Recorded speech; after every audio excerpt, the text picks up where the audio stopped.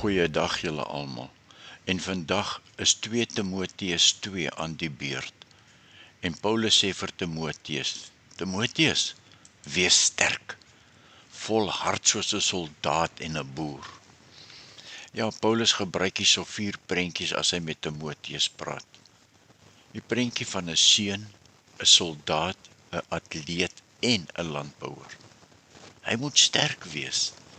Timoteus moenie verstrengel raak in die ou dingetjies van die lewe nie. Nee, volgens God se reëls, stry en met geduld wag op die oes. Ja, en vandag is dit Suna Leroux wat vir ons gaan voorlees uit 2 Timoteus 2 en fokus op vers 1 tot 7 en 19 tot 22. Goeiedag. Vandag lees ons uit 2 Timoteus 2. Die goeie soldaat van Christus. Jy dan, my seun, wees sterk deur die genade wat ons in Christus Jesus het. Wat jy my voor baie getuies hoor verkondig het, moet jy toevertrou aan betroubare manne wat bekwaam sal wees om dit ook aan ander te leer. Dra jou deel van die ontberings soos 'n goeie soldaat van Christus Jesus, 'n soldaat in aktiewe diens wat sy bevelvoerder tevrede wil stel. Bemoei hom nie met die dinge van die gewone lewe nie. 'n Atleet wat aan 'n wedstryd deelneem, kan die prys wen slegs as hy volgens die reëls meeding.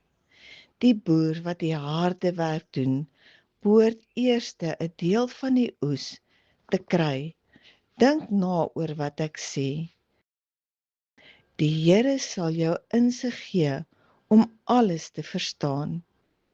Onthou altyd dat Jesus Christus, 'n nakomeling van Dawid, uit die dood opgewek is. Dit is die evangelie wat ek verkondig. Vir hierdie evangelie ly ek verdrukking, selfs in boeye, soos 'n misdadiger. Maar die woord van God kan nie geboei word nie. Daarom verdra ek alles ter wille van die uitverkorenes, sodat ook hulle die verlossing wat daar in Christus Jesus is en die ewige heerlikheid kan ontvang. Dit is 'n betroubare woord. As ons saam met hom gesterf het, sal ons ook saam met hom lewe. As ons in die geloof volhard, sal ons saam met hom regeer. As ons hom verloon, sal hy ons ook verloon. As ons getrou is, hy bly getrou. Hy kan homself nie verloon nie. Die arbeider wat goedkeuring wegdra. Hou aan om die gelowiges aan hierdie dinge te herinner en vermaan hulle ernstig voor God om op te hou stry oor woorde. Dit het geen nut nie en is net skadelik vir die hoorders. Lê jou daarop toe om jou tot beskikking van God te stel as 'n arbeider wat die goedkeuring van God wegdra. 'n Arbeider wat hom vir sy werk nie hoef te skaam nie, wat die woord van die waarheid suiwer verkondig. Maar die onheilige en sinnelose praatjies moet jy vermy, want die wat dit versprei, sal nog verder in goddeloosheid verval, en hulle woorde sal voortvreet soos kanker. Onder hulle is daar Hymenaeus en Philetus, wat van die waarheid afgedwaal het, deur te sê dat die opstanding al reeds plaasgevind het. Daarmee vernietig hulle die geloof van sommige. Nogtans die hegte fundament wat God gelê het, staan vas met die woorde daarop gegraveer. Die Here ken die wat aan hom behoort, en elkeen wat sê dat hy aan die Here behoort, moet wegbreek van die ongeregtigheid. In 'n groot huis is daar nie alleen voorwerpe van goud en silwer nie, maar ook van hout en klei.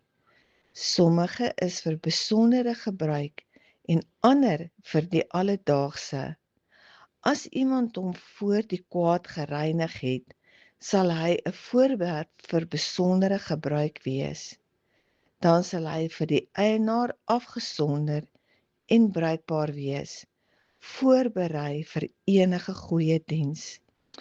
Vermy die begeertes wat 'n jong mens in gevaar bring en streef na opregtheid, geloof, liefde en vrede, saam met almal wat uit 'n reine hart die Here aanroep.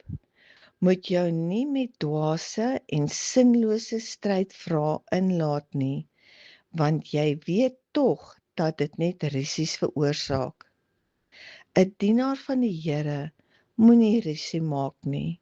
Inteendeel, hy moet vriendelik wees teenoor almal, bekwaam om ander te leer en iemand wat onreg kan dra. Met vriendelikheid moet hy teenstanders teregwys. Dit kan wees dat God hulle bekeer en hulle tot kennis van die waarheid bring. Dan sal hulle weer tot nugtere insig kom en vry raak uit die vangstrik van die duiwel, waarmee hy hulle gevangene gehou het om sy wil te gehoorsaam. Amen. Nou ja, tot sover vandag. Paulus het aan Timoteus gesê, jy, my seun, wees sterk in genade, wat in Christus is en wat jy van my gehoor het, te midde van baie getuies. Vertrou dit toe aan getroue manne, wat bekwaam sal wees om ander te leer. Ly verdrukking saam met my, soos 'n goeie krygsman van Jesus. Niemand wat krygdiens verrig, verstrengel hom met dinge van die lewe nie, sodat hy die kan behaag, wat vir hom as krygsman aangeneem het. En met dit gesê skiet Paulus self 'n vraag tussen Christene in vandag.